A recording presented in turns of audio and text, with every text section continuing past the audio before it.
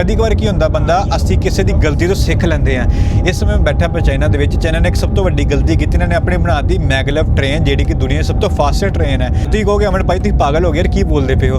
मैं तां कह रहा वां क्योंकि मैगलेव ट्रेन बनाने वास्ते 10,000 करोड़ रुपया लगभग लग गया सीगा ते इत्थे दे लोकल बंदे यूज़ ही नहीं करते क्योंकि टिकट ही एक साइड 30 किलोमीटर जाने वास्ते लग जाती है 500-600 रुपया इंडिया का, तो वही मैट्रो जाओ तो 40-50 रुपये तो उपर नहीं लगते। ये सिकमत शायद सानू मिल गई है चाइना तो, अगर असीं साडे भारत वाले भी कल नूं इस ट्रेन के बारे सोचांगे बनाने वास्ते इंडिया दे विच, ते जरूर इन्हां तों सिकमत लैके तगड़ा लैवल ही काम करांगे।